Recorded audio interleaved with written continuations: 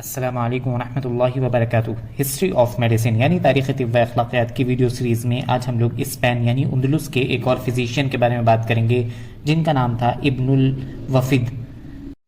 ابن الوفد، ان کا سب سے پہلے ہم لوگ تعارف دیکھیں گے یعنی انٹروڈکشن۔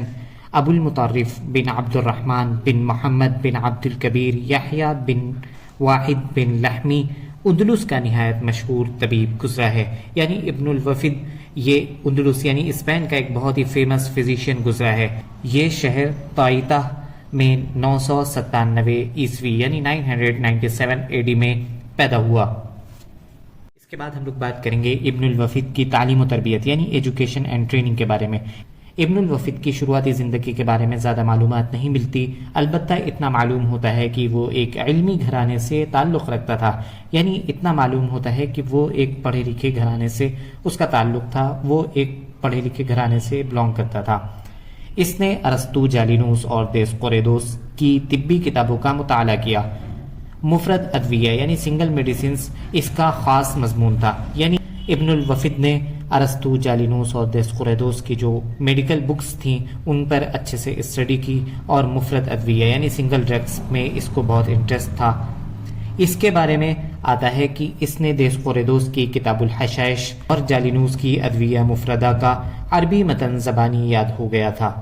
یعنی ابن الوفد نے دیسقوریدوس کی جو کتاب تھی کتاب الحشائش اور جالینوس کی جو کتاب تھی ادویہ مفردہ، اس کا جو عربک لٹریچر تھا اس کو زبانی یاد کر لیا تھا۔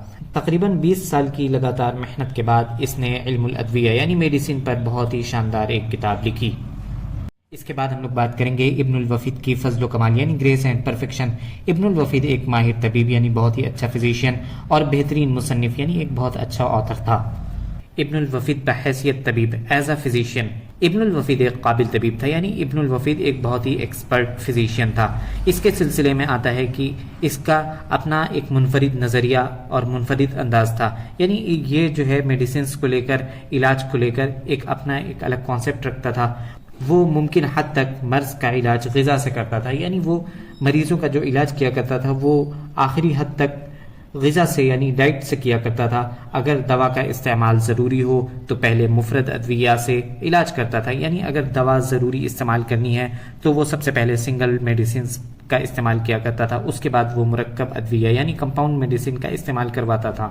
ابن الوفد بحیثیت مصنف ایز اے آتھر، ابن الوفد کی طبابت کے ساتھ ساتھ تصنیف کے کاموں میں بھی کافی دلچسپی تھی۔ یعنی یہ فزیشین کے ساتھ ساتھ میں ایز اے آتھر بھی بہت ہی اچھے سے کام کیا کرتا تھا اور اس میں بھی بہت انٹرسٹ لیتا تھا۔ اس نے بہت ساری کتابیں لکھی لیکن کتاب الادویہ مفردہ کو کافی شہرت ملی۔ یعنی ابن الوفد کی لکھی ہوئی کتاب الادویہ مفردہ، اس کی وجہ سے ابن الوفد کی بہت زیادہ شہرت ہوئی، یعنی بہت زیادہ اس کتاب کی وجہ سے یہ فیمس ہوا۔